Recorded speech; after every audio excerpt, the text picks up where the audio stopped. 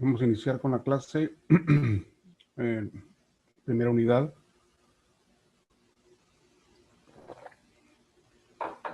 Los circuitos de aplicación con diodos. Básicamente vamos a arrancar con la parte interna, que seguramente ya la han de haber visto. Cualquier átomo de cualquier material, según el diagrama de Bohr, está formado por tres partículas, lo que es el protón, el neutrón y el electrón. Según el diagrama de Bohr, en la parte central se encuentran los neutrones y los protones, y alrededor, dispersos en órbitas concéntricas, se encuentran los electrones. Y básicamente, cuando son elementos o materiales naturales, intrínsecos se llama, o se les llama, los átomos están equilibrados, a lo menos en la cuestión de carga, ¿no?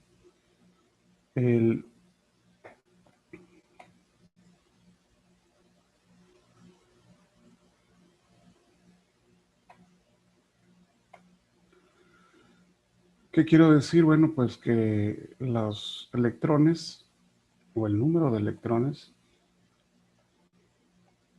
es igual al número de protones. Eso se llama tener un átomo equilibrado. Y básicamente en la tabla periódica, que ahorita vamos a ver una fracción de ella, se conoce como número atómico. Entonces, hay una fórmula para distribuir los electrones a través de las órbitas según el número de órbita que sea. Aquí estamos viendo un ejemplo de un material que aparentemente en su centro tiene 29 protones o cargas positivas, y debe de haber 29 electrones. Obviamente, el asunto es ver cómo se distribuyen siguiendo esta fórmula. Si n es el número de órbita, en la primera órbita pues debería de ser algo así. Esto nos daría 2. Y si se fijan, pues aquí debe de haber en la primera órbita, y dice 2 electrones. Es esto que está aquí. En la segunda órbita, básicamente, pues deberían de ser 8, que es esto que tenemos aquí. Y luego 18.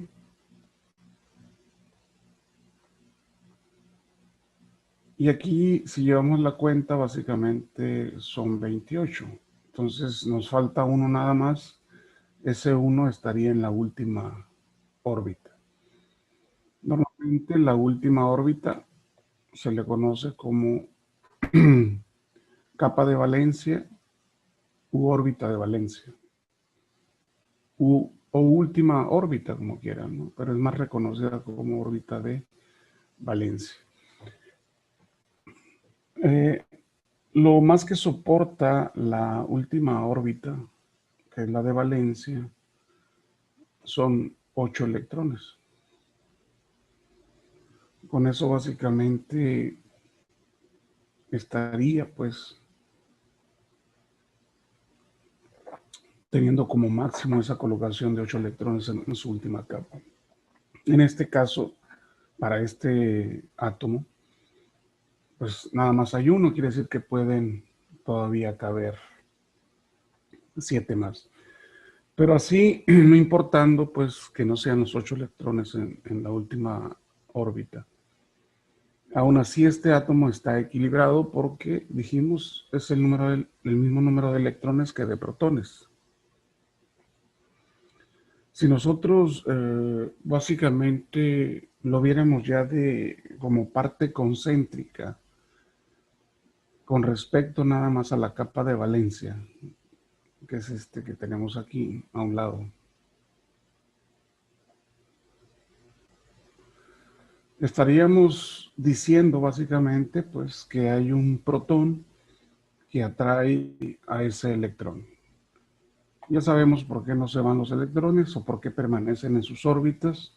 Hay una fuerza de atracción, todos con respecto al centro, pero como esos electrones se están moviendo, no permiten ni que caigan ni que salgan. Básicamente tampoco están estables, pero sí se mantienen sobre la misma órbita, ¿no?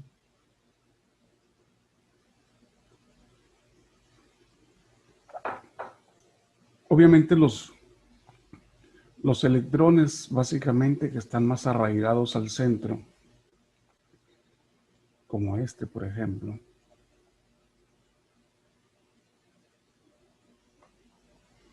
hay una fuerza de atracción más fuerte aquí, lo que quiere decir que estos electrones en esa órbita deberían de estar moviéndose más rápido para no caer en el centro. Si hablamos como energía, bueno, pues esta órbita, la más cercana al centro, tiene más energía, pues, si lo vemos desde ese punto de vista, ¿no? Y menos energía hacia las órbitas hacia el exterior. Por lo tanto, la capa de valencia es una capa que está retirada, vamos a decir así, la más retirada del centro. Por lo tanto, pudiera ser fácil con una energía externa poder tumbar esos electrones de ahí, sacarlos de su órbita para que se conviertan en electrones libres, ¿no? Bueno, eso es lo que dice Bohr, así se distribuyen, así son equilibrados. Pero aquí no, lo que nos interesa a nosotros básicamente es los materiales que conducen la corriente, es decir, recuerden, corriente es flujo o conjunto de electrones que pasan por un punto dado en un tiempo determinado. Eso básicamente es corriente eléctrica. Hay materiales muy conductores que básicamente no tienen o no oponen resistencia hacia el flujo de electrones. Por mencionar algunos, es el cobre, el aluminio y otros tantos, ¿no? Este átomo que vimos arriba precisamente es un átomo de cobre, porque se supone que es uno de los más conductivos.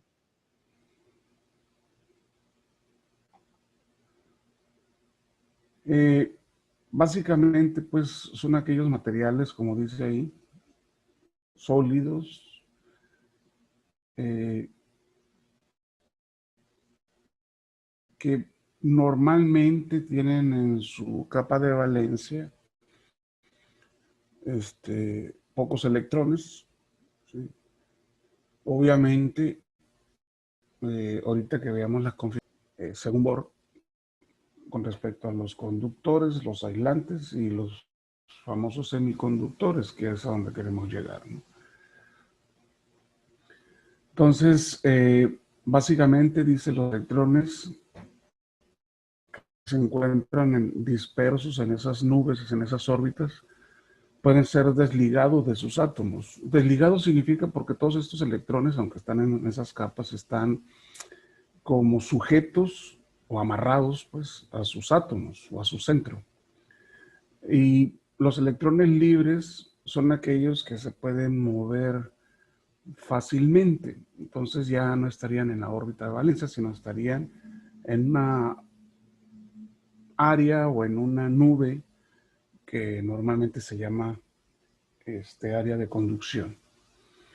Entonces hay una facilidad pues de movimiento.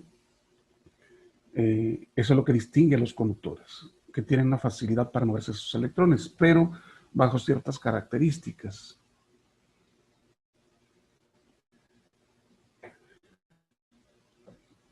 Y bueno, cuando los electrones se mueven a través de todo lo que es la materia es un conjunto de átomos, pues es básicamente lo que lleva a la corriente eléctrica, ¿no?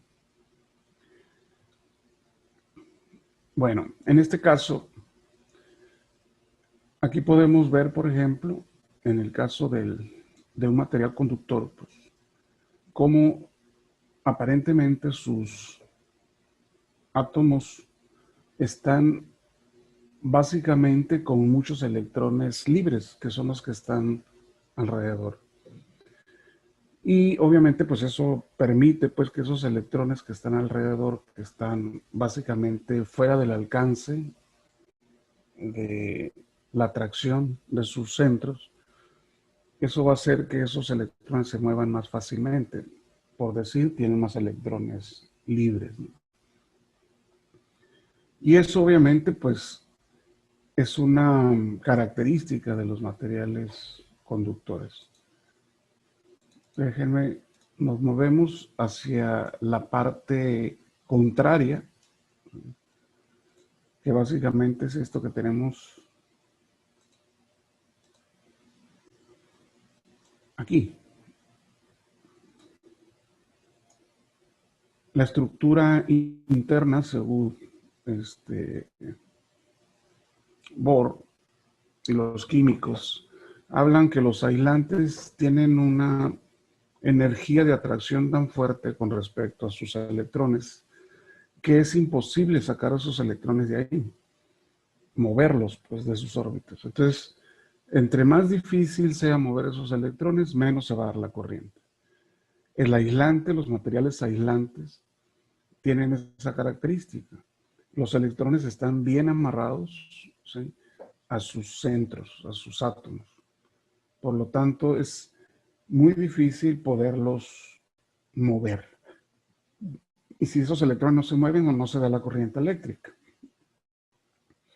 Un aislante, aunque propiamente no puede manejar corrientes eléctricas, bueno, pudiera darse que bajo ciertas condiciones un aislante sí pueda conducir, que eso lo veremos hacia adelante, ¿no? ¿Cómo es posible que un aislante, que es un material que impide el paso de corriente, se pueda volver un conductor? Bueno, sí se puede, pero bajo ciertas características. Normalmente el aislante tiene una resistencia infinita al paso de electrones.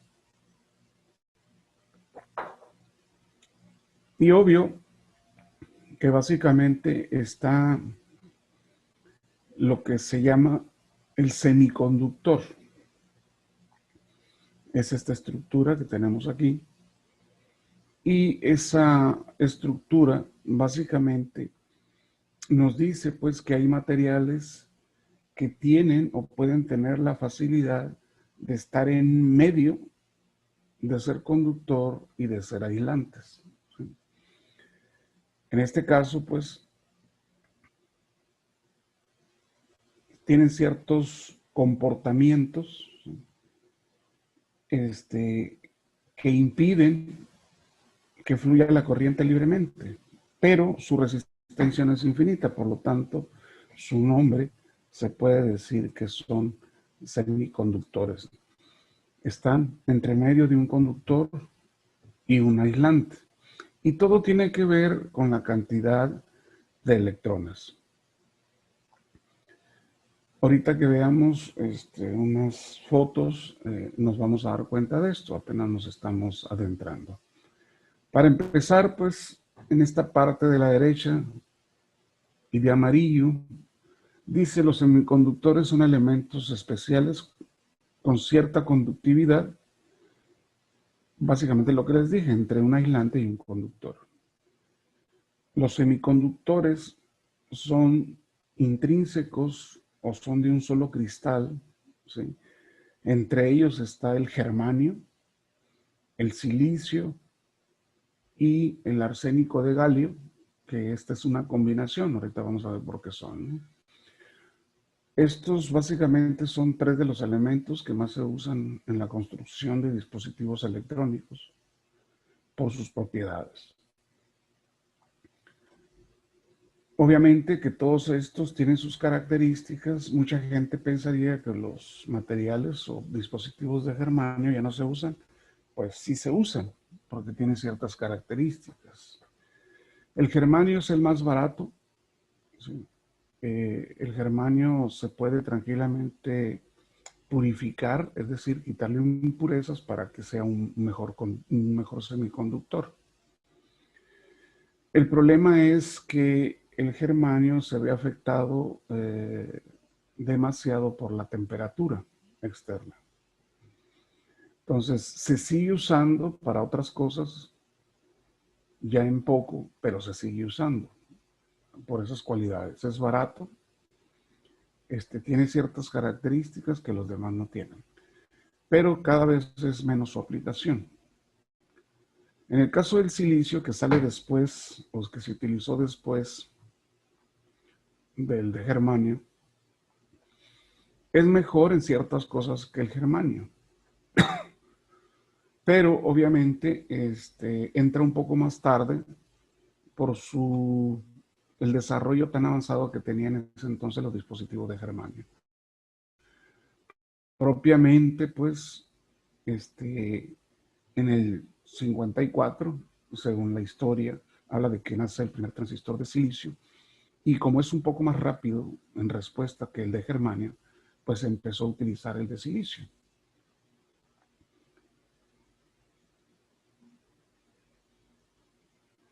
Y una de sus ventajas, con respecto al germanio, que su dependencia de temperatura no era tan crítica como en el caso del germanio. Sigue pasando el tiempo, sigue mejorando la electrónica, y obviamente una de las necesidades fuertes ya en el cierre del siglo XX y en la apertura del XXI es la demanda de mayor velocidad en cuanto a los dispositivos. Sobre todo pues en el intercambio de información. Yo recuerdo que allá en los 80s, 85, la velocidad de internet era de 4 kilos, 8 kilos, básicamente 54 kilos, 56 kilos. Y ahorita 1 mega no funciona muy bien, 5 megas no funciona tan bien para las necesidades. Pues, por ejemplo, si queremos ver en Netflix sin que se congele, o YouTube, pues requerimos mucha más velocidad. Entonces esa demanda de mayor velocidad no la podía dar ni el silicio ni el germanio, porque tenían un límite. Entonces de ahí nace esta combinación del arsénico y el galio, que básicamente es un poco más difícil de purificarlo, de quitarle las impurezas, pero en contraste, pues entrega o tiene mayor velocidad que los otros materiales. ¿Qué tanto? Pues, más o menos 5 veces más que los otros dispositivos en velocidad. Y créanme que eso es demasiado, ¿no? Entonces, esos son los que más están en uso. Seguramente los tres todavía se siguen usando, pero en un futuro no muy lejano, esta combinación de arsénico de galio pues va a ser el predominante, ¿no? Entonces, más o menos esos son los tres materiales que podemos conocer como parte de dispositivos o la creación de dispositivos electrónicos, ¿no? Ahora bien, esta tablita que está aquí es para que se den una idea. Déjenme incrementarlo. Es una tablita que nos puede ayudar. ¿Cuáles son más o menos los materiales conductores, semiconductores y los aislantes, ¿no?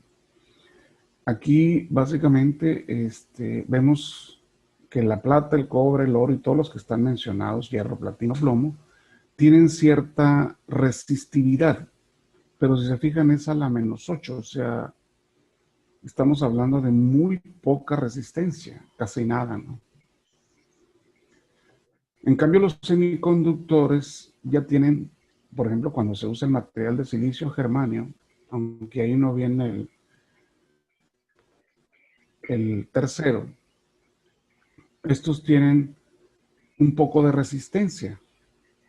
¿Qué es un poco? Bueno, comparado con los aislantes, si se fijan los aislantes, por ejemplo el vidrio, tiene de 1 por 10 a la 10 hasta la 14 hablando en ohms, que eso serían básicamente gigaohms, ¿sí?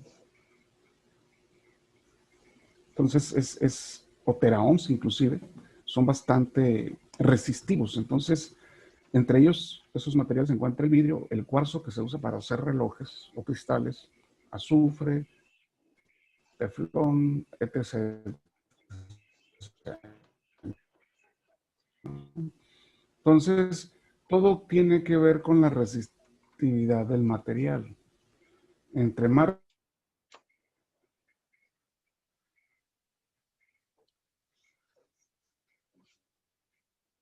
es precisamente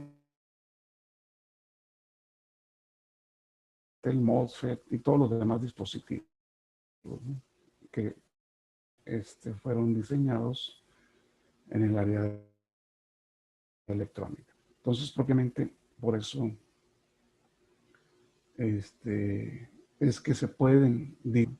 Y todos los materiales, obviamente, sobre todo los de arriba, pues están dentro de la tabla periódica, ¿no?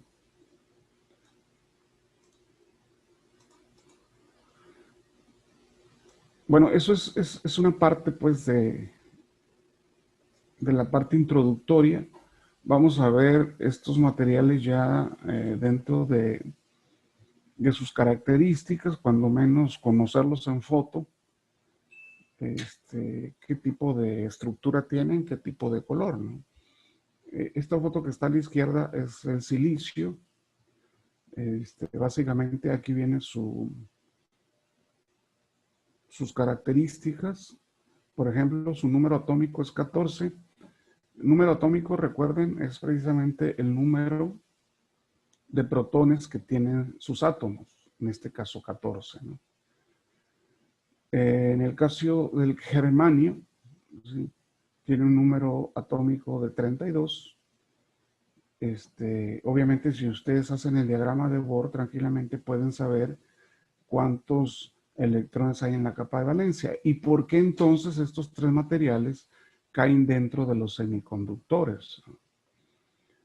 Entonces, si se fijan, el germanio básicamente se parece un poco. Yo no conozco mucho de metales, pues, pero si yo viera esta, diría que es oro, ¿no? Pero no lo es, apenas los especialistas. El galio, si se fijan, es un poquito tipo plomo, y el arsénico, que como material pues es venenoso, tóxico, es básicamente eso, veneno, ¿sí? Pero ya en conjunción con el galio llegan a conformar un átomos de semiconductores. Entonces, ¿qué características? Ese tiene un número del 33, número atómico, y en el caso del galio tiene el 31. Pero ¿qué parte común tienen estos para llamarlos materiales semiconductores? Bueno, pues aquí en la parte de la derecha vamos a tomar, por ejemplo, el silicio, que es uno de los que más ejemplos que más vienen en los libros de texto. Tratar de entender, ¿no?, cuál es el diagrama de Bohr, y vamos a hacer el de germanio y vamos a hacer el tercer material para ver cuál es su característica común para que sean llamados los materiales semiconductores utilizados desde que nació la electrónica. Bueno, entonces, si yo tomo el silicio y aplicamos lo que dice Bohr, bueno, pues en el centro hay 14 protones y 14 neutrones, ¿no? Los voy a encerrar. Y como tenemos una fórmula que dice así, en la primera capa, pues ya sé que debería de haber 2 electrones. Es decir, primera capa y pongo aquí 2 electrones. En la segunda capa, bueno, pues aquí va a haber 8.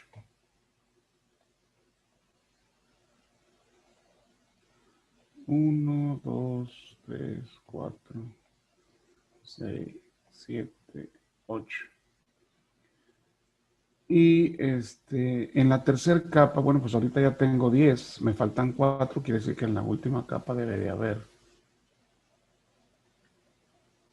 4 electrones. 1, 2, 3, 4. Bueno, pues esta es la capa de valencia. Su capa de valencia es de 4 electrones, se dice que es tetravalente. ¿Sí? Eso es en cuanto al silicio. Ahora, en cuanto al germanio, aplicando la misma fórmula, su número atómico es de 32, entonces yo pongo aquí más 32, los neutrones, y encierro, y pongo sus capas, aquí va 1, 2, recuerden, aquí van 2 electrones, aquí van 8 electrones, en la tercera van 18 electrones. ¿Cuántos tenemos ahorita en total entonces? 2, 8, tenemos 28. Me faltan 4, quiere decir que en la última capa, que es la de valencia, hay 4 electrones. Bueno, pues cuando menos ya hay una similitud, ¿no? Aquí entre el germanio y el silicio son 4. Electrones también es tetravalente, ¿no? Ahora, ¿qué pasa con el galio y el arsénico? ¿Sí? Bueno, básicamente, en la primera capa caben 2 electrones. Voy a agarrar el galio. En la segunda caben 8. En la tercera caben 18. Y hasta aquí son 28. Faltan 3, quiere decir que este es tetravalente. Perdón, trivalente.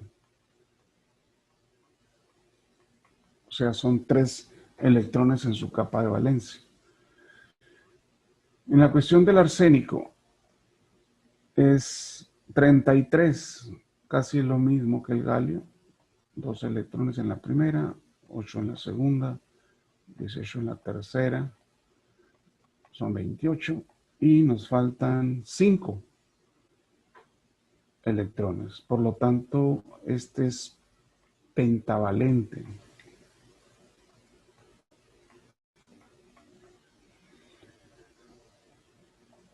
Entonces, si se fijan, estos dos fueron valente,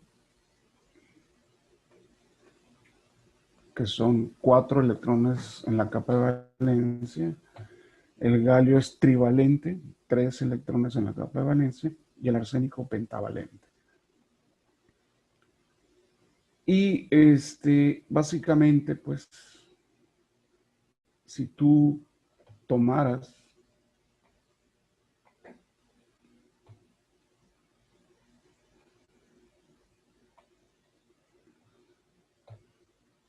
bueno, no lo voy a dibujar, ya lo podemos tener aquí.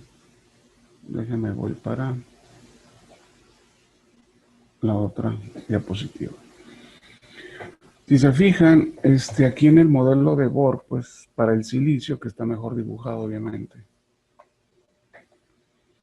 ahí estamos viendo lo que acabamos de comentar, ¿no?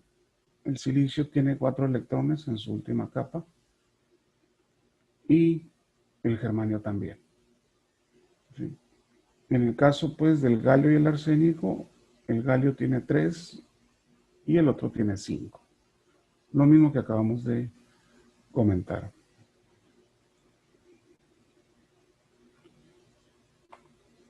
Ahora bien, Si se fijan, esta es la tabla periódica que ustedes vieron, me imagino yo, en química. Ver dónde están situados estos materiales que a nosotros nos interesan. Aquí estamos viendo el silicio, su número atómico es el 14 precisamente. Está el germanio, su número atómico es el 32, el arsénico 33 y el galio 31. Entonces, básicamente estos tres son metaloides, según lo que dice aquí. ¿Sí? Y el galio cae en otros materiales. No me voy a meter mucho en ese rollo de la química. A mí me interesa el número atómico y por qué tienen coincidencia esos cuatro materiales para hacer los materiales para hacer real o producir dispositivos semiconductores. Y propiamente es por eso, porque ni son conductores, porque si fueran conductores tendrían pocos electrones en su capa de valencia, como el cobre, que tenía uno, o porque tienen los 8 electrones en su última capa de valencia, como la madera, porque tiene sus 8 electrones en su última capa, y es el máximo permitido. Entonces los que están en medio, ¿sí?, entre 1 y 8, pues obviamente son los que tienen 3, 4 o 5, y esos son precisamente estos: silicio, germanio, el arsénico y el galio, ¿no? Entonces, propiamente de ahí viene, esa es una de sus razones fundamentales. Bueno, ¿y eso qué? ¿Verdad? Ya más o menos tenemos coincidencias, sabemos más o menos de sus características. Bueno, si nosotros unimos puros átomos de silicio, que sería un material natural, un material intrínseco, ¿sí?, más o menos veríamos esta parte. Si se fijan, voy a hablar propiamente, déjenme agarrar una, van a ser tan feos los dibujos. Voy a agarrar básicamente, átomo de silicio. Ya sabemos que en su última capa tiene 4 electrones, pero se va a unir con otro electrón, va a compartir un electrón con otro átomo adyacente de silicio también. Y así lo va a hacer con los otros 3, quiere decir, voy a hablar de esta que está en el centro. Si se fijan al final, va a tener 8 electrones, 4 compartidos con sus adyacentes para formar el máximo. Entonces, esa es una manera, pues, de poder crear, ¿sí?, un material de silicio libre de impurezas, compartiendo electrones con otros átomos del mismo material. Esos enlaces de compartimiento, de compartir, en este caso se llaman enlaces covalentes, ¿no? Obviamente estamos hablando del silicio, que es esta parte que está aquí. Lo mismo sucede con el germanio, nomás pónganle G aquí, sería lo mismo, ¿no? Pero aquí lo raro es precisamente el enlace covalente del arsénico de galio. El arsénico tiene 5 electrones, ¿sí?, y comparte, pues, con el galio, que tiene 3. Entonces, si se fijan, al final, pues, el arsénico y el galio van a tener su cantidad de electrones. Por ejemplo, este galio tenía 1, 2, serían 6. Y para el arsénico serían 5, 6, 7 y 8. Entonces, básicamente aquí estarían sobrando 2. Entonces, eso es por lo que es más rápido. Cuando decimos que es más rápido, es porque obviamente hay más conducción, ¿sí? Y podemos ver, por ejemplo, esto que dice, esta tablita que está aquí, portadores intrínsecos. ¿Quiénes tienen más realmente, dices, como portadores intrínsecos por centímetro cúbico? Bueno, en este caso sería el germanio. Esa es por la cantidad que tienen ellos de electrones, ¿no? Después le seguiría el silicio y después el arsénico de galio. Estos están más dispersos, estos, y luego estos menos y estos mucho menos dispersos. Por eso la concentración, ¿no?, de portadores intrínsecos. Ahora, ¿quién es más rápido? Este factor de movilidad en la tabla de abajo, que es la mu. Básicamente vemos pues que quien se mueve más rápido, en este caso, son los electrones del arsénico de galio. El germanio es más rápido que el silicio. El menos rápido es el silicio, pero el silicio tiene otras bondades, pues. Por eso es que el silicio, como no es tan dependiente de la temperatura como es el germanio, entonces por eso se usa más el silicio que el germanio. Pero hoy en día se empieza a usar por la velocidad, por la necesidad de mayor velocidad, el arsénico de galio, ¿no? Entonces aquí vienen unos conceptos. El término intrínseco, básicamente, pues es cualquier material que haya sido pulido, refinado, o sea, le hayan quitado las impurezas. Entonces, son puros. Esos son los materiales intrínsecos. Y si son los átomos, se le llaman átomos obviamente intrínsecos porque están dentro de un material intrínseco. Los electrones o los portadores, en este caso, también serían intrínsecos, ¿no? ¿Qué son los electrones libres? Son aquellos que ya no están, pues, en la capa de valencia siquiera, están en una capa que se llama de conducción, ¿sí? Una capa externa. Esos electrones libres son los que se llaman portadores intrínsecos, ¿sí? Imagínense la última capa de valencia. Bueno, pues los electrones libres están por fuera de esa capa de valencia, ¿no? Ahora bien, pudiera haber factores externos, ¿sí?, de energía, por no decir fuentes externas de energía, llámese de luz, ¿sí?, en forma de fotones, o energía térmica en base al calor, que pudieran provocar que esos electrones libres se muevan. Es como darles energía, pues. Bueno, ¿y por qué uno de valencia o por qué uno de la tercera órbita o segunda órbita no se pueden mover? Porque esos tienen una fuerza de atracción muy arraigada con su centro del átomo. Los que son más factibles de que puedan controlarse o moverse por medio de energías externas son los que están o son electrones libres, inclusive los de la capa de valencia, pues. Pero aquí propiamente lo que hace la conducción o la corriente eléctrica son el movimiento de los electrones libres, ¿no? Y aquí donde dice movilidad relativa, dice, de los portadores libres en el material, es una capacidad que tienen esos electrones libres de moverse por todo el material.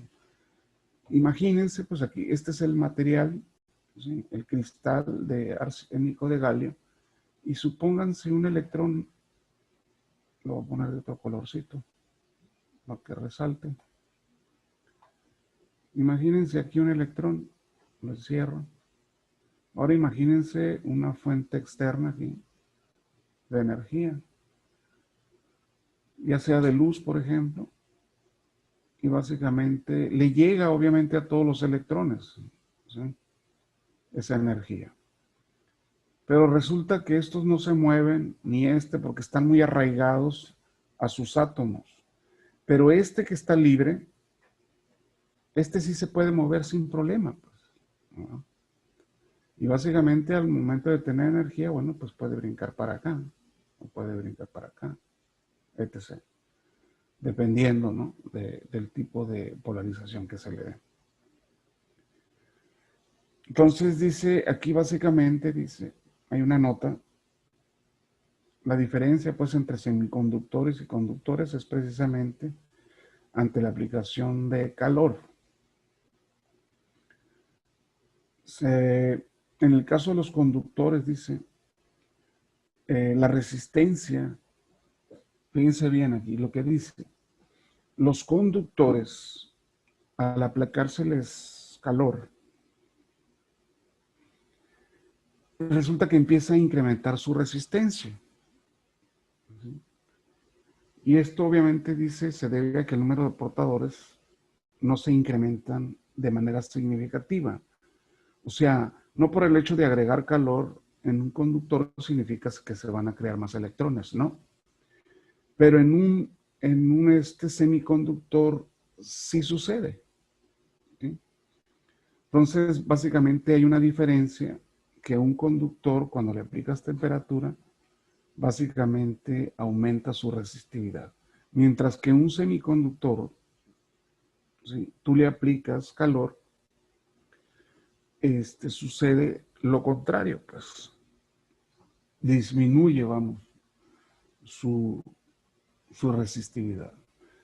Esa es una realidad entre esos dos materiales. Inclusive, pues tú puedes tener un conductor y si lo sometes a una temperatura de cero absoluto, de 0 grados Kelvin, pues es un aislante completo porque no se pueden mover los electrones. Pero conforme van aumentando la temperatura, los electrones ya pueden tener movilidad hasta que llegan a una temperatura, por ejemplo, de 25 grados centígrados, que ya son 100% conductores.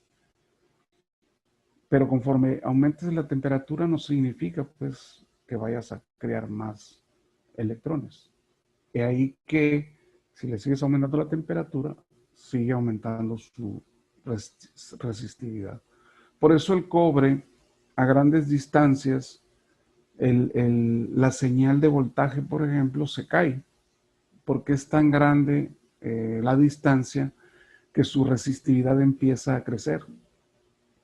Y eso es medio ilógico. ¿Cómo un conductor va a presentar resistencia? Bueno, pues esta es la respuesta, ¿no? Precisamente. Por eso es que en el paso de información de distancias muy grandes no se usan los conductores. Y si se usa cada amplificador. En el caso de la fibra óptica, que es básicamente vidrio y el vidrio es aislante,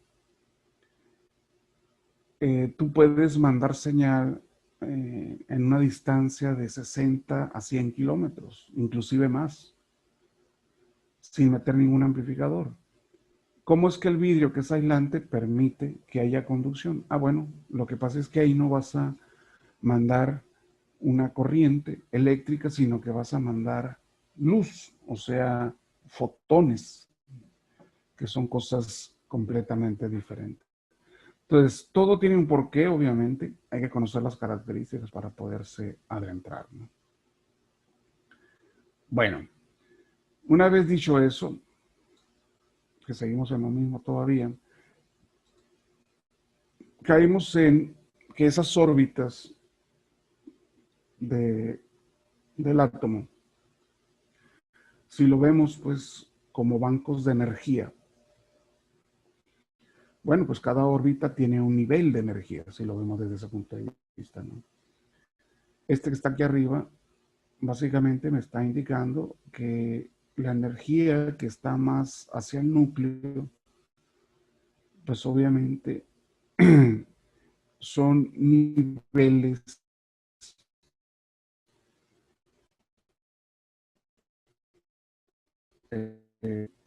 equitativos porque depende del material.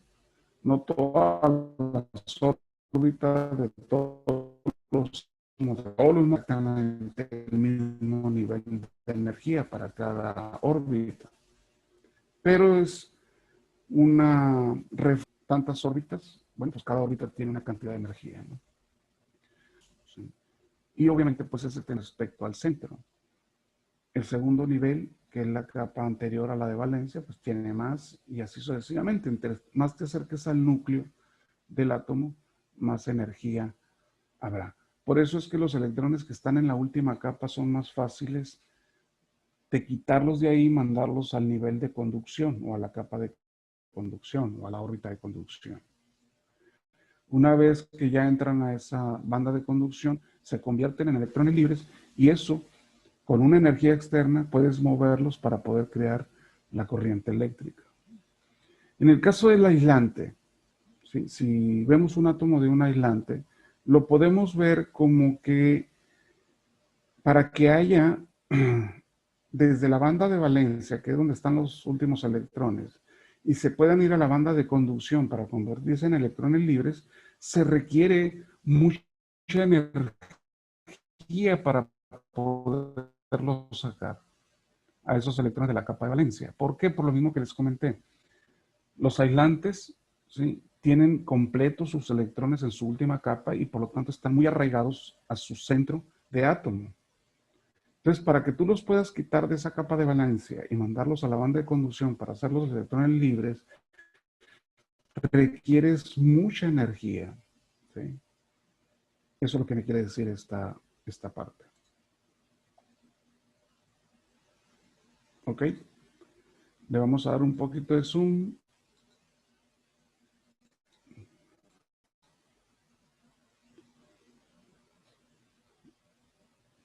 Entonces, básicamente, si se fijan, no sé si con eso esté bien.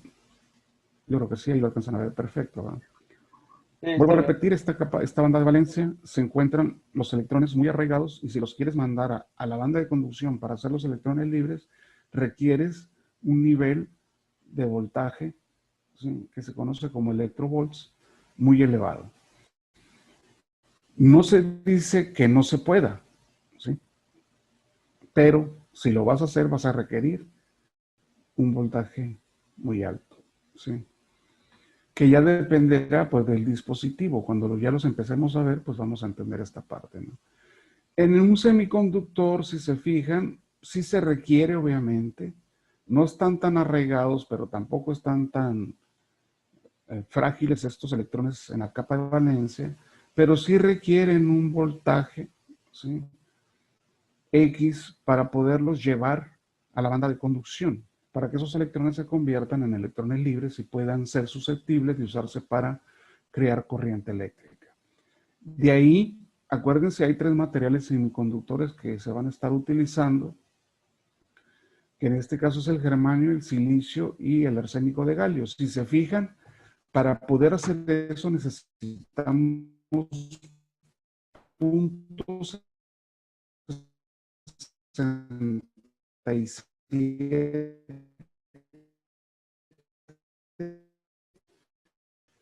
volts, ¿sí?, para hacer conducir un material, mover electrones de la banda de valencia a la banda de conducción, se requieren 0.67 volts en este caso, o electrovolts, ¿no? En el caso de silicio se requiere 1.1, ¿sí?, y en el caso del arsénico se requiere un poco más, 1.43. Entonces, básicamente aquí podemos ver pues que el que requeriría menos sería el germanio. ¿Por qué el germanio? Recuerden que el germanio tiene más órbitas, ¿sí? Si lo vimos en la parte anterior, creo que era aquí.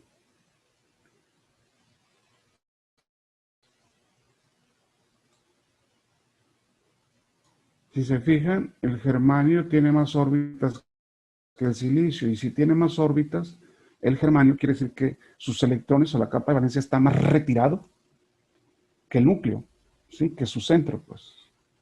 Y si está más retirado, esos electrones tienen muy poca fuerza, los que están en la capa de valencia.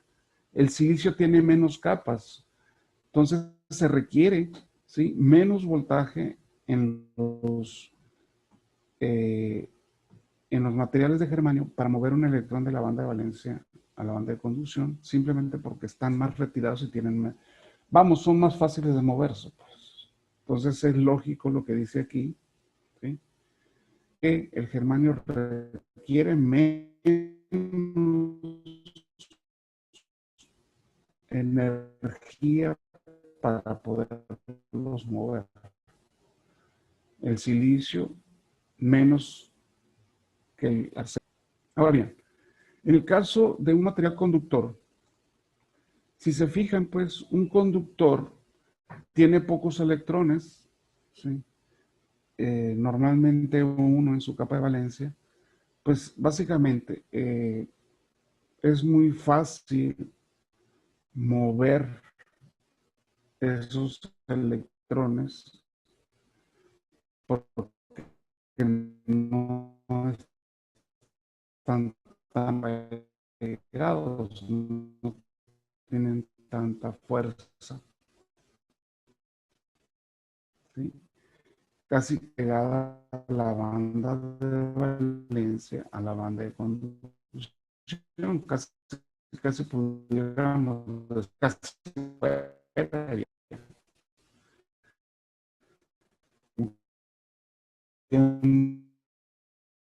energía o casi nada para poderlos mover de la banda de valencia a la banda de conducción.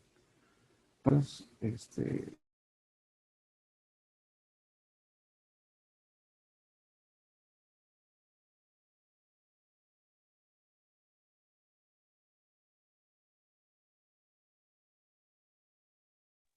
¿Soy yo o se le está cortando?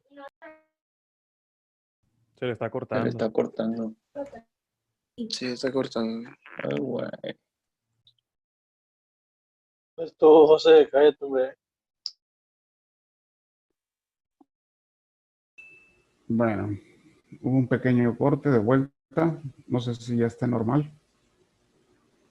Ya se escucha mejor. Sí, bro. Se lo escucho. Sí, fue un corte momentáneo.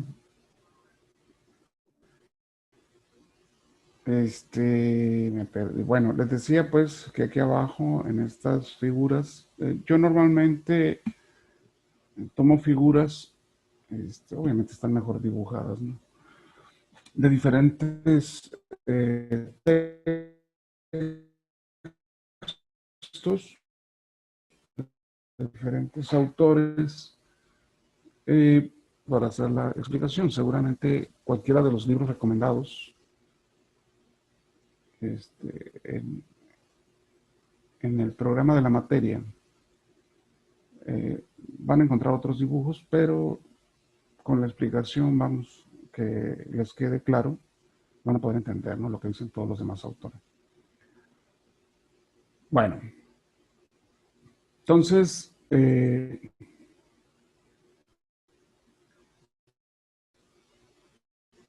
estos tipos de materiales que acabamos de ver, silicio, germanio, mira,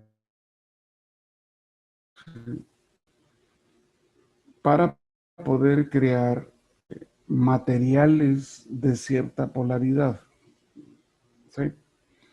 En este caso, hay varios ejemplos.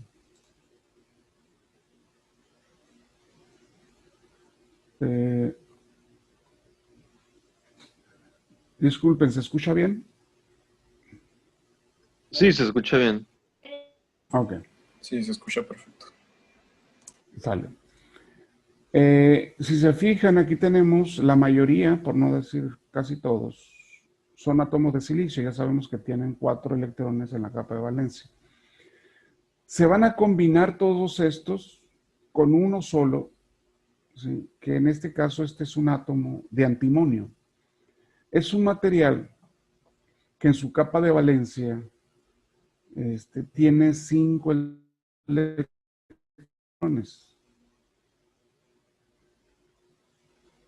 Obviamente, si quieren comprobarlo, váyanse a la tabla periódica, busquen el antimonio y vean su número atómico, hagan el diagrama de Bohr y van a ver que pues tiene 5 electrones en su capa de valencia.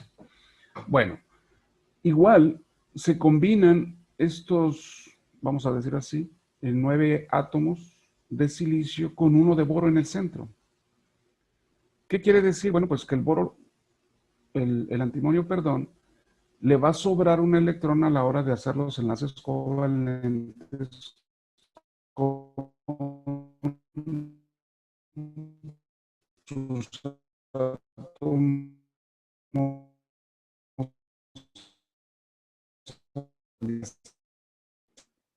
Ahí se la está trabando, profe. Sí, me voy a Andamos ir trabaditos. a...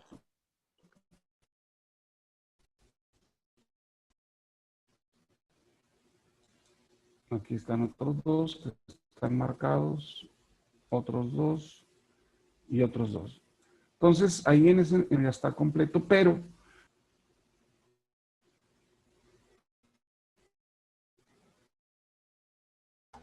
Profe,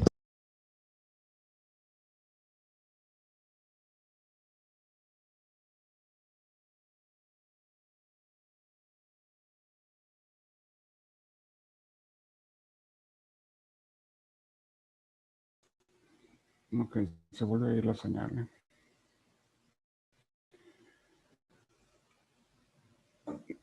Espero un medio minuto para que se normalice.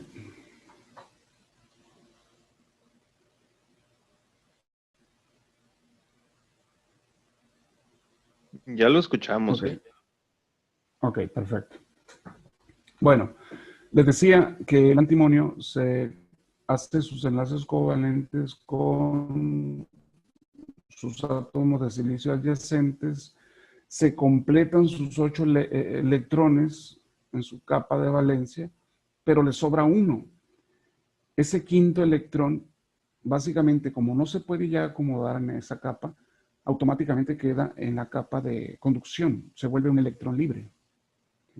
Bueno, si tú básicamente checaras un material de manera interna, pues hay millones y millones de átomos de este tipo. Por lo tanto, cierta cantidad de átomos se encuentra un electrón libre.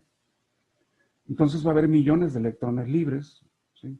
Por lo tanto, este material de silicio, que ya no va a ser intrínseco, sino extrínseco, porque se combinó de manera antinatural con otro átomo de antimonio, es lo que hace que se creen materiales o iones negativos.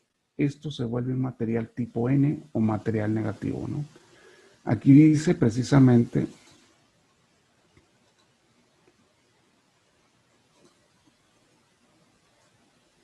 la impureza que se introdujo, que es de antimonio, es lo que crea un material N, ¿sí?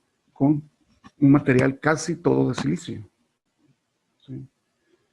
Entonces aquí dice material N se crea introduciendo elementos de impureza que contienen 5 electrones, un pentavalente como el antimonio, ¿sí? El arsénico o el fósforo, porque todos ellos tienen 5 electrones en su capa de valencia. Las impurezas que se difunden con estos 5 electrones se conocen como átomos donadores, porque ellos, esos átomos, hagan de cuenta que están donando ese electrón, ¿sí? Ese electrón que se volvió libre es como si estos átomos impuros, vamos a decirle así, donan, dan, entregan, regalan un electrón. Lo mismo sucede en la parte derecha. Si se fijan, también tenemos de silicio, pero ahora se va a combinar con una impureza de boro. El boro tiene 3 electrones, no logra completar la capa de valencia, ¿sí? Básicamente, pues, faltaría un electrón. Y ese, como no hay electrón ahí, pues hagan de cuenta que hay una carga o un hueco, una carga positiva o un hueco de masa ahí. Entonces, se está otorgando, véanlo desde ese punto de vista, un hueco, ¿sí? Y así es como se conforma básicamente un material tipo P, ¿sí? En un material tipo N, ¿sí? Aquí precisamente pues es lo que habla. El material tipo P se forma dopando un cristal de germanio silicio con un átomo que tiene 3 electrones en la capa de valencia. Los que son más utilizados son el boro, el galio y el indio. Todos esos tienen 3 electrones en su capa. Esos se llamarían átomos aceptores. Obviamente, el hueco no es que se done, sino que está a la expectativa de que sea ocupado por un electrón. Por eso se le llaman átomos, o de 3 electrones en su capa de valencia, se le llaman átomos aceptores, ¿no? Porque están dispuestos a aceptar un electrón, y los otros, o lo que es lo mismo, a entregar un hueco, y los que acabamos de ver anteriormente, esos donan un electrón, ¿no? He ahí la diferencia entre esos conceptos. Recuerden, todos estos conceptos son puntos de vista que con el tiempo se fueron básicamente homologando, ¿no? Podemos no estar muy claro con la explicación de algunos autores, pero el asunto es que nosotros entendamos lo que quieren decir, pues, ¿no?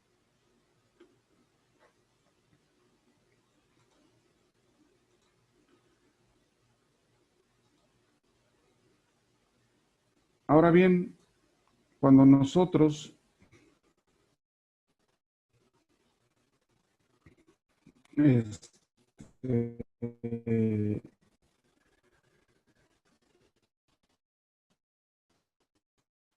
tenemos, en este caso,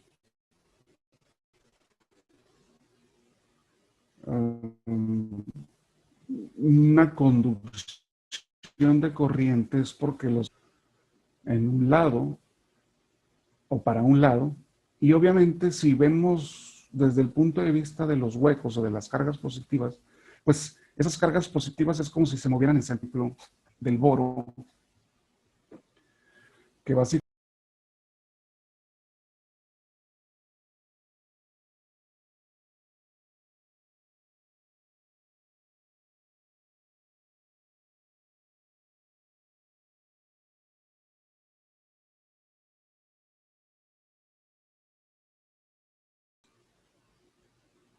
ok, se volvió a ir por tercera vez.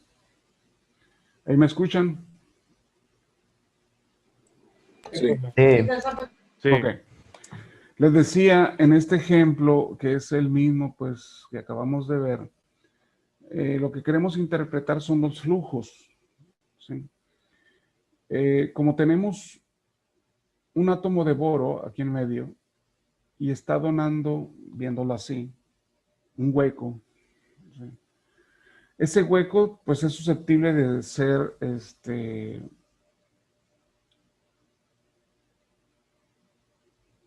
aceptado o aceptar un electrón. ¿De dónde? Bueno, pues de otro átomo, ¿sí? Que puede ser adyacente. Imagínense que hay una... Déjenme traer el lápiz. Una energía que está radiando y empuja, pues, este electrón y lo echa para allá. Bueno, obviamente, aquí al dejar un hueco, bueno, pudiera ser susceptible de que este brincara para allá. Y así sucesivamente, es como si los electrones se movieran en ese sentido. Y este hueco, básicamente, que ya fue completado por este electrón, pues dejó un hueco aquí donde está de rojo. Y este electrón que se movió para acá dejó un hueco aquí.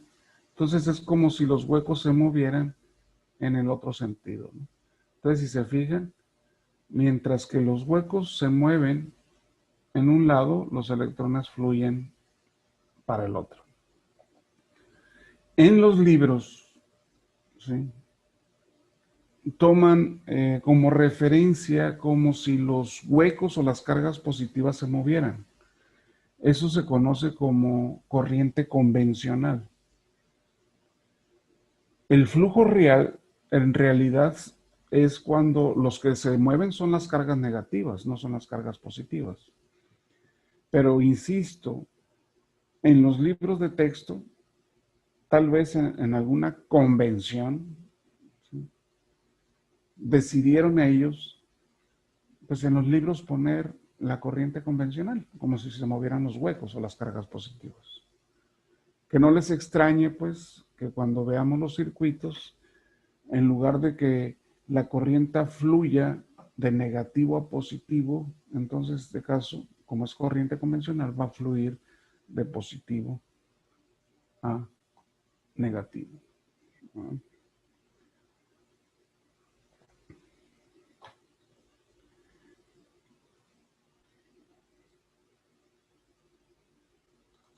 Ahora bien,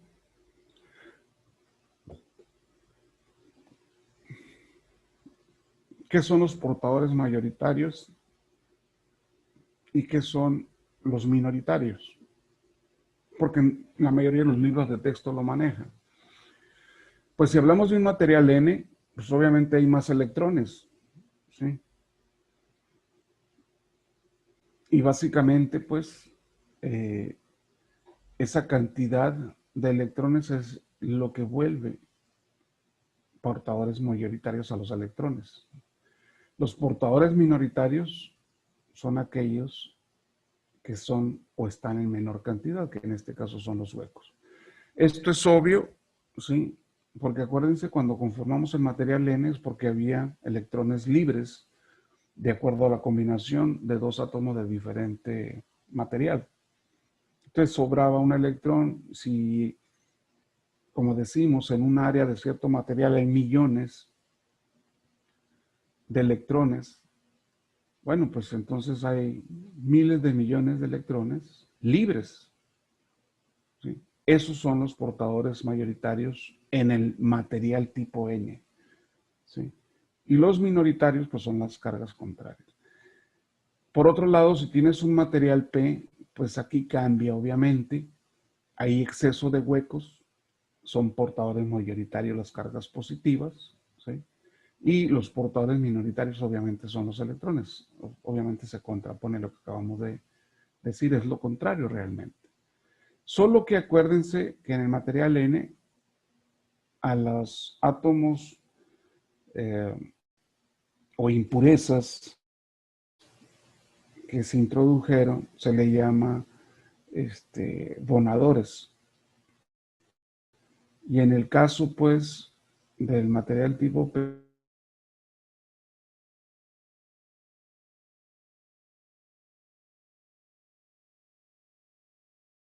positivo. En el tipo N, electrones. En el material tipo P hay un exceso de huecos.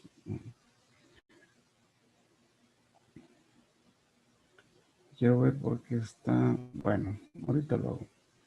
Te voy a checar en internet.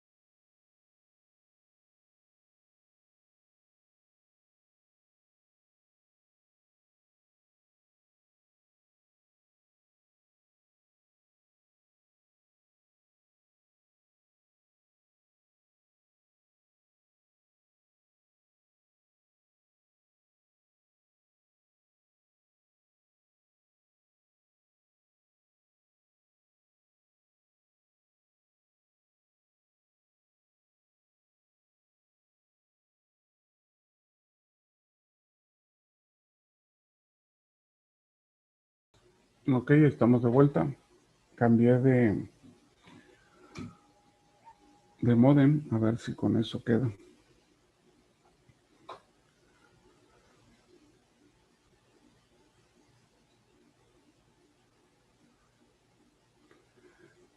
Bueno, entonces pasamos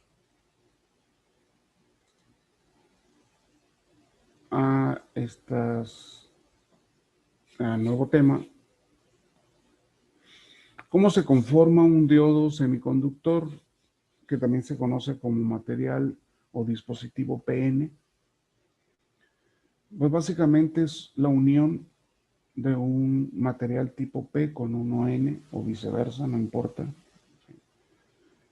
Y vamos a ver qué sucede por parte de las reglas de física, qué pasa de manera interna en esos dispositivos. Primeramente, sin contabilizar ninguna fuente externa, ¿sí? Por eso aquí dice sin polarización. Cuando no hay una fuente externa de voltaje, se dice que este dispositivo PN, que se conoce como diodo, pues está sin polarización.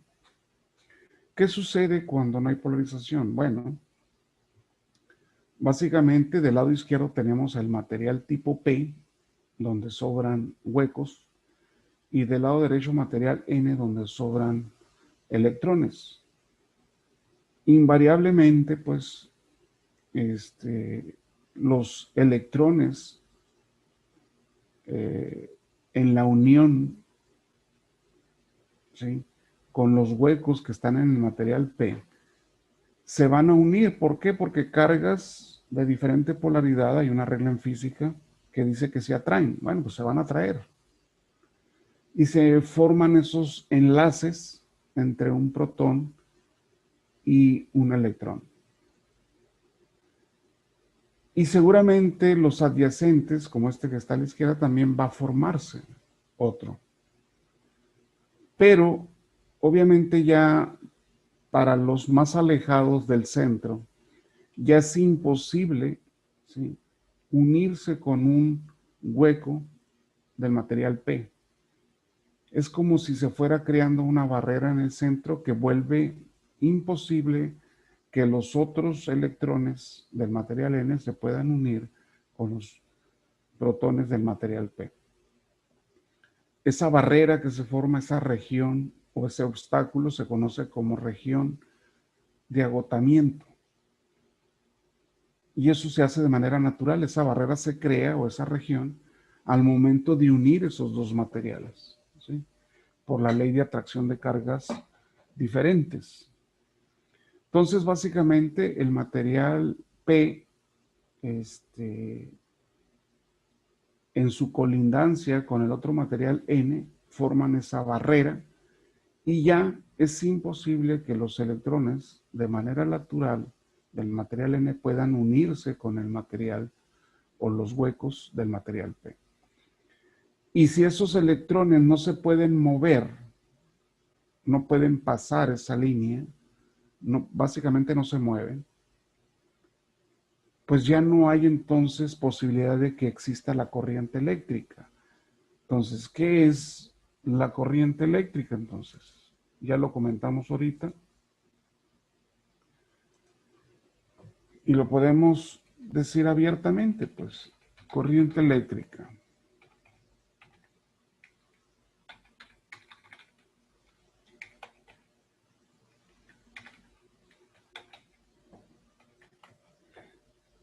El flujo de electrones que pasan por un punto dado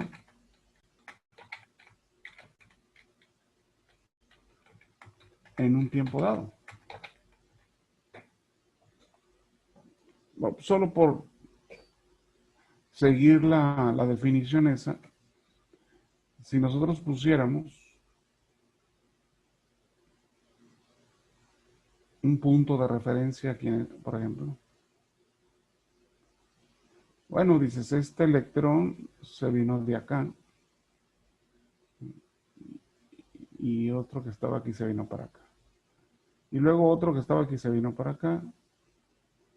Hasta ahí hubo una pequeña, se supone un pequeño flujo de electrones. Vimos pasar esos electrones. Pero después ya no vimos ninguno porque ya esta barrera impide que los electrones de más a la derecha del material N brinquen hacia el otro lado. Entonces ya se impide que fluyan los electrones. Y si no hay flujo, ¿sí? Pues si no hay flujo, pues entonces no hay corriente. Si no hay flujo de electrones, no hay corriente. Por ende, cuando se une un material P con uno N, inmediatamente se forma una barrera de potencial o región de agotamiento que se llama, que impide que fluyan los electrones. Y si no fluyen los electrones, la corriente por este dispositivo que se llama diodo sería de 0. Es lo que dice esto que está aquí. Corriente del diodo es 0. La corriente se da, o su unidad es el ampere, o el ampere, como quieran. Cuando decimos mA es que son miliamperes, ¿sí? Me imagino que ya han manejado los prefijos, en física se debieron de haber manejados, pero un miliampere es una milésima parte del ampere. Entonces aquí me está diciendo que cuando un material P con uno N se reúnen o se unen, se forma inmediatamente una barrera o región de agotamiento que impide el flujo de electrones, por ende, la corriente que pasa por el diodo es de 0. Eso sucede cuando no hay polarización en el diodo. No hay una energía externa, ¿sí?, que polarice al diodo. Por lo tanto, se dice que esto es sin polarización, no hay flujo de electrones. Ahora, aquí se está tomando, si se fijan, como si los positivos, ¿sí?, saliera la corriente y regresara por el negativo. Esa es lo que le llamo yo corriente convencional. En realidad, pues, el flujo debería de ser de los negativos, o sea, en sentido contrario, pues de los negativos a los positivos. Pero como les dije, en los libros de texto siempre usan la corriente convencional. ¿Okay? Estos que están viendo aquí, son conductores, o son alambres conductores, el cobre, por ejemplo, el aluminio, ¿sí?, que normalmente, pues, ustedes cuando vayan a hacer sus prácticas, pues usan alambritos de cobre para conectar los dispositivos. En este caso, cuando se hagan las primeras prácticas del diodo, pues tendrán que hacerlo así, ¿no? Bueno, eso sucede cuando hay 0 voltaje, es decir, cuando no hay polarización en el diodo, simplemente no hay corriente en el diodo. El símbolo del diodo de un material PN es este que tenemos aquí. El triangulito apuntando a la derecha, que está de forma horizontal, es el material P, o que representa el material P, y la línea perpendicular vertical a ese triángulo es el que representa el material N. El flujo convencional de corriente, si se fijan, apunta en la misma flecha del material P. A esta material P o a esa flecha se le conoce como ánodo. Y al vertical que representa al material N se le conoce como cátodo.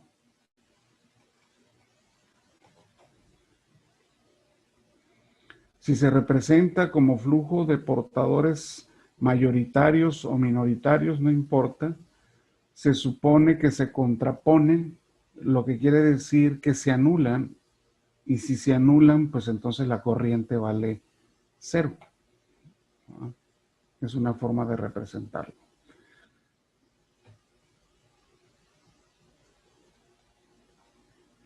¿Alguna pregunta hasta aquí, jóvenes? No. Ok. No. Ok, permítanme.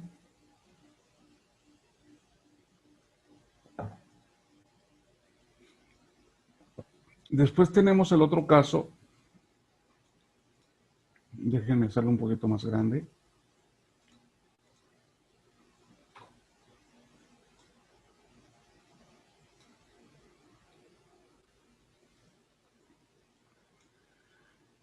Este, si se fijan, tiene ya una fuente externa. Este es el símbolo de una batería.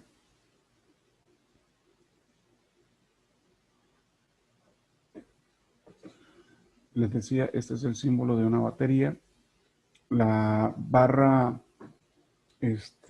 vertical más grande es la que representa el positivo y la barra vertical más pequeña representa a la polaridad negativa. A esta fuente se le conoce como fuente de voltaje del diodo, es decir, es la fuente que va a alimentar o polarizar al diodo. ¿Sí? Ahora bien, seguimos teniendo del lado izquierdo el material P y del lado derecho el material N. ¿Sí? Entonces, si nosotros lo vemos desde este punto de vista, que es lo que trata de mostrar el autor de este libro de texto,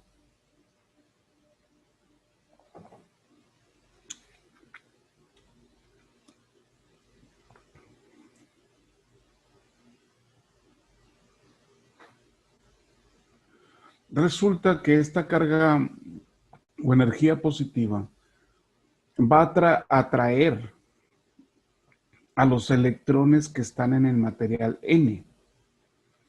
Al momento de atraerlos, imagínense que jala todos los electrones libres que están en el material N, que es el de color azul. Cuando los jala todos esos electrones, ¿qué va a dejar en el material N? Pues va a dejar huecos. Y los huecos son cargas positivas. Por eso el material N, si se fijan, está mostrando que está dejando puras cargas positivas. Por otro lado, el material P atrae electrones del negativo de la fuente, por eso se llena el material P de electrones. ¿Sí? Entonces aquí, si se fijan, se empieza pues a formar una barrera mucho más grande que la anterior. Casi pudiéramos decir que el material P va a estar lleno de electrones y el material N va a estar lleno de huecos. Lo cual, para que sigan fluyendo electrones, va a ser imposible porque esa barrera de potencial se vuelve más grande todavía que la anterior. Entonces, básicamente, cuando nosotros polarizamos de esa manera, si se fijan, el positivo de la fuente con el negativo del material y el negativo de la fuente con el positivo del material, a eso se le conoce como polarización inversa. Y cuando hay polarización inversa, aquí dice,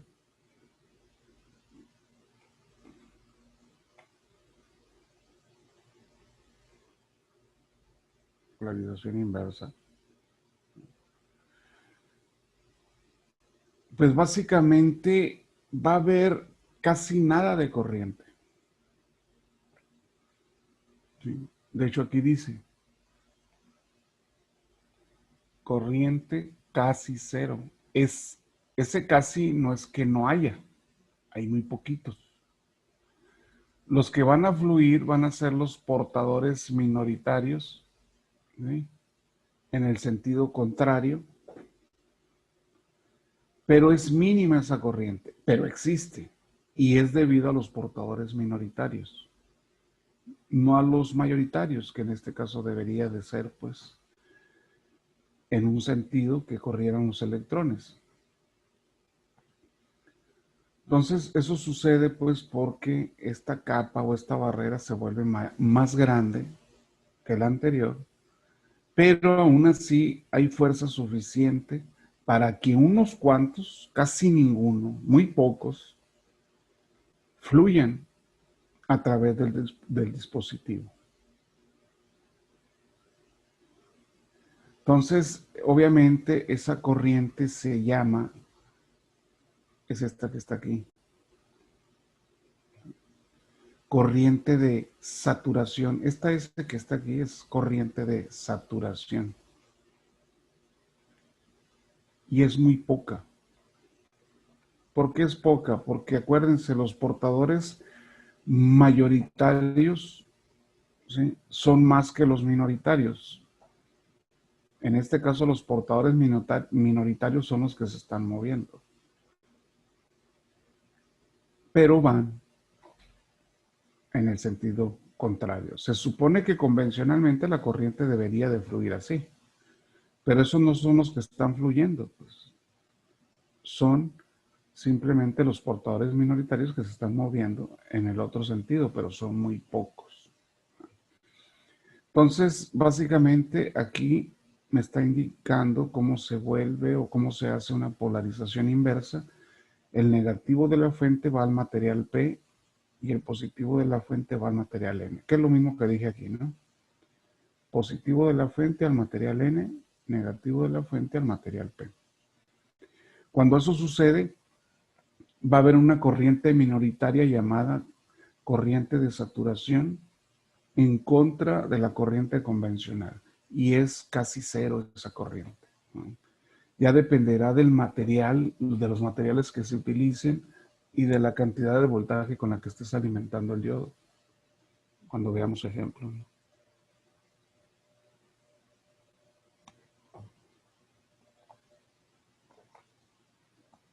Bueno, esa es la otra polarización que hay. Sin polarización, polarización inversa, y nos falta ver esta última.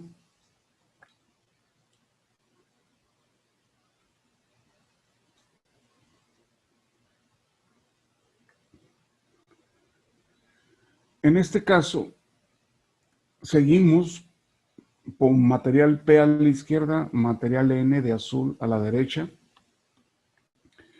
La misma fuente de alimentación del diodo, pero ahora el positivo de la fuente va al material P y el negativo de la fuente va al material N. Es el cambio que se hizo. ¿Qué es lo que va a suceder aquí? Básicamente, si lo vemos, que los electrones son los que se mueven. Exactamente en el centro se forma la región esa de empobrecimiento, que así se le llama, debido pues a que se unen negativos con positivos, en esa unión nada más, en esa franja. Y los electrones que están del lado derecho pues quieren brincar hacia el material P para poderse unirse con los huecos. Cuando no había polarización no podían brincar porque esa barrera se los impedía, pero ahora que hay una fuente externa, tienen la suficiente fuerza para brincar de aquí para acá. Y cuando brincan un electrón, pues se queda un hueco. Y si brinca otro electrón, pues se queda otro hueco, y empiezan a quedar en el material N muchos huecos. Pero eso no importa porque aquí está el terminal negativo y va a estar inyectando de electrones al material N continuamente para que no se acaben. Pero resulta que esta terminal positiva está jalando a todos los electrones que están brincando hacia el material P. Cuando esos electrones son jalados por el terminal positivo de la fuente, no hay problema porque ya están brincando al mismo tiempo electrones. Entonces es el cuento de nunca acabar. Por un lado, la terminal negativa inyecta electrones y por otro lado, la terminal positiva de la fuente los está jalando, los está trayendo. Lo que quiere decir, pues, que se está dando un flujo de electrones desde el lado derecho al lado izquierdo, ¿sí? Pero como estamos hablando de corriente convencional, pues va en el otro sentido, ¿no? Por eso está marcado en el otro sentido. Como si los positivos o las cargas positivas fueran las que se mueven y llegan al terminal negativo. Entonces estamos hablando otra vez de que se está dando la corriente convencional. Entonces la corriente en el diodo, ahora sí están fluyendo la corriente de las partículas mayoritarias, ¿sí? Menos las que van en contra, ¿sí? Debido a los portadores minoritarios. En este caso, Pues estoy en clase. En este caso, generalmente, como dijimos, esta corriente de saturación debido a los portadores minoritarios es muy pequeña, ¿sí? Casi cero, pero no es cero. O esta de corriente de mayoritarios es tan grande con respecto a la de saturación que generalmente se dice que la corriente del diodo es en su mayoría la corriente de mayoritarios, ¿sí? Por eso aquí, si se fijan, ahora sí la corriente convencional fluye como debería de ser, de positivo a negativo, ¿sí? Aunque la corriente real es en sentido contrario, ¿no? Para lograr ese flujo máximo de corriente debido a portadores mayoritarios, se requiere polarizar por medio de esta fuente de alimentación el terminal positivo de la fuente al material P y el terminal negativo de la fuente al material N. Con eso ustedes van a obtener una polaridad que se conoce como polarización directa. Cuando tengan polarización directa, entonces básicamente se va a dar una corriente, ¿sí?, máxima debido a portadores mayoritarios. Es decir, la corriente ya no se puede decir que sea cero, ¿sí? Básicamente la corriente es diferente de cero. ¿Qué tanto es? Bueno, pues ya dependerá del valor de la fuente y de unas leyes que tenemos que ver, que en este caso la primera que vamos a... Profe, mande. ¿a qué se refiere con mayoritarios? Básicamente cuando vimos materiales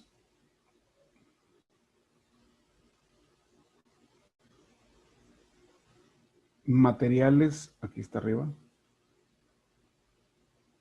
perdón.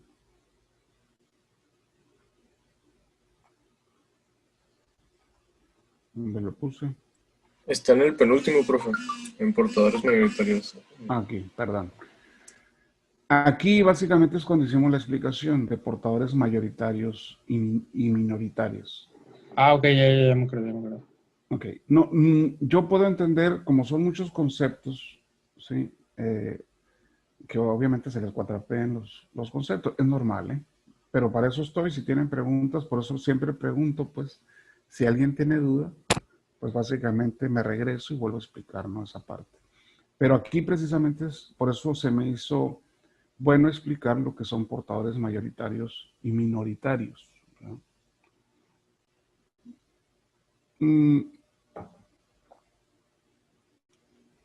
Básicamente aquí, en esta última,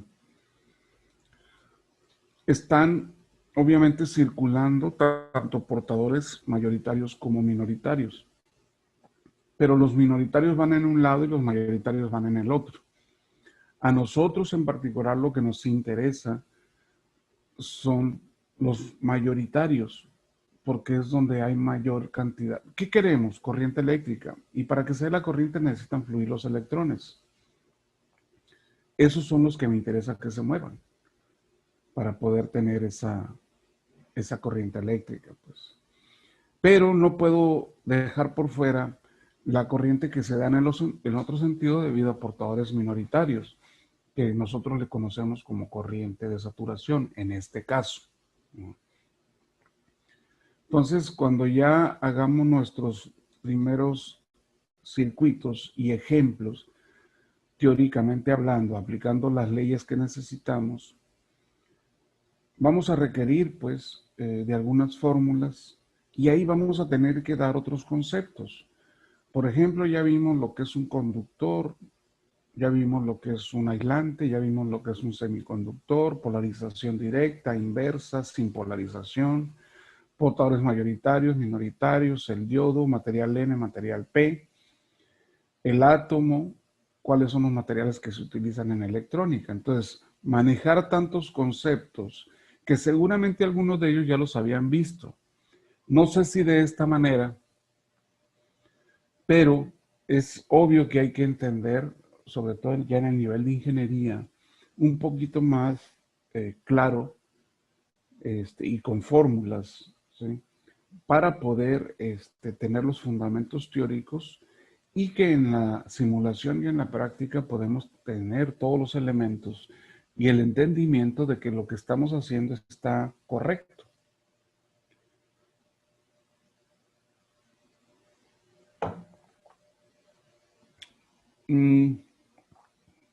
¿Alguna pregunta? No. No. Bueno, como todos ya lo saben,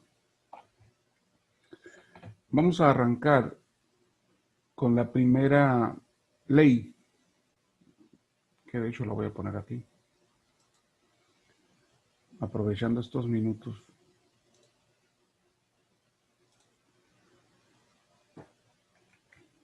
Que se conoce, pues. Profe, Mándeme. ¿estas diapositivas las va a mandar al Classroom? Sí. Ah, ok.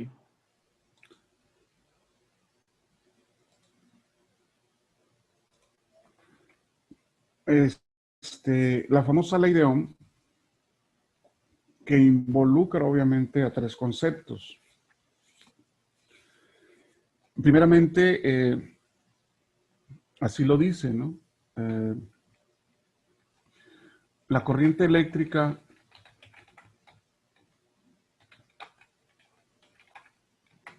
en un elemento dentro de un circuito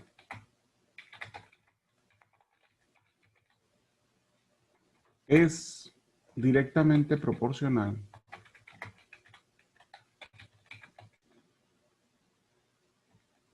al voltaje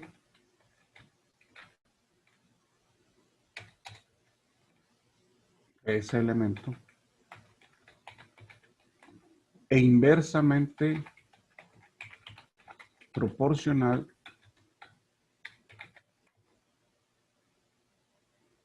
a la resistencia de ese elemento. Básicamente es lo que dice la ley de Ohm. Obviamente, pues esto, si ya nos vamos a sus literales, corriente siempre es la I mayúscula. Dice que es directamente proporcional al voltaje, que normalmente la ponemos con la B chica, pero en mayúscula. Y inversamente proporcional a la resistencia, que normalmente se denota por la letra R. La corriente, ya dijimos que su unidad es el ampere.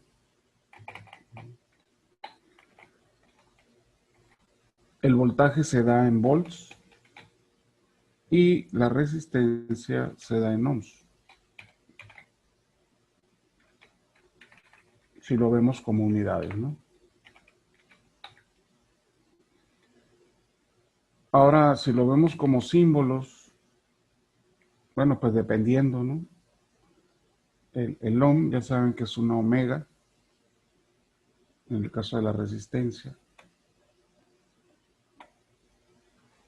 los ohms o la R, pues normalmente se pone así. El símbolo de una resistencia, pues es esta.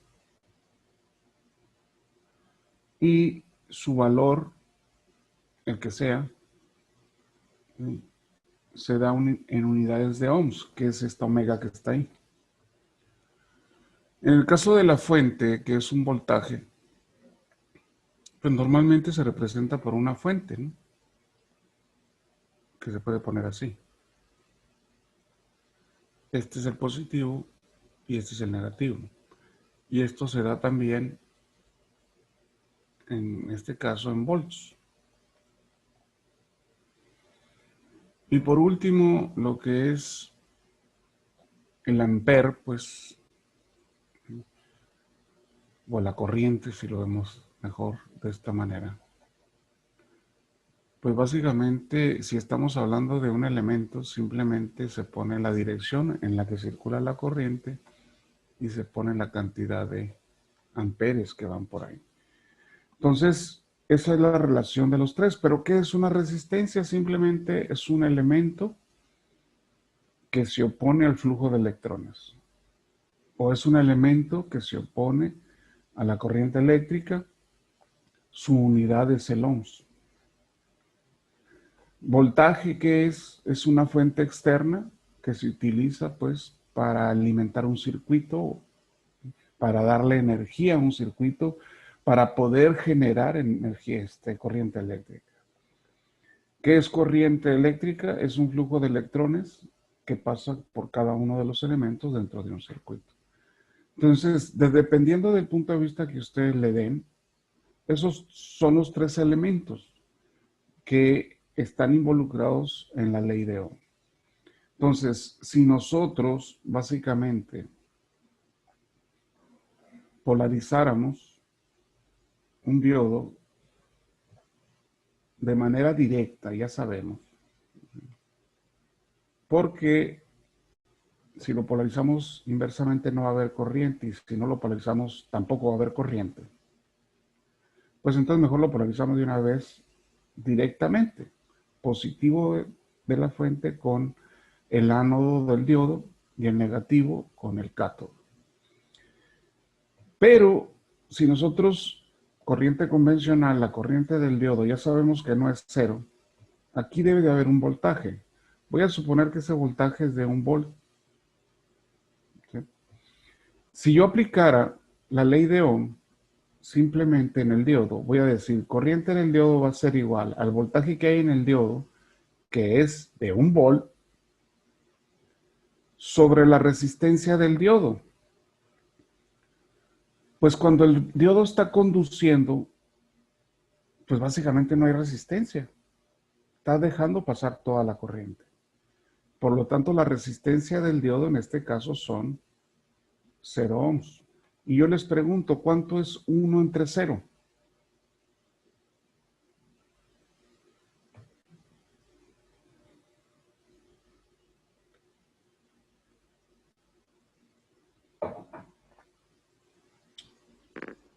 ¿Infinito o indefinido? Pues más bien indefinido es la calculadora, ¿no? Que no lo sabe definir. El resultado en realidad es infinito. Infinito significa un valor muy grande, no exacto, pero es un valor muy grande de amperes. Lo que va a pasar es que sinceramente este dispositivo va a tronar. No va a aguantar tanta corriente y se va a reventar, se va a dañar. Y cuando se dañe se va a abrir, y si se abre, pues ya no va a fluir corriente. Y eso no es lo que queremos. Necesitamos forzosamente poner una resistencia en este circuito para limitar esa corriente y que no sea infinita.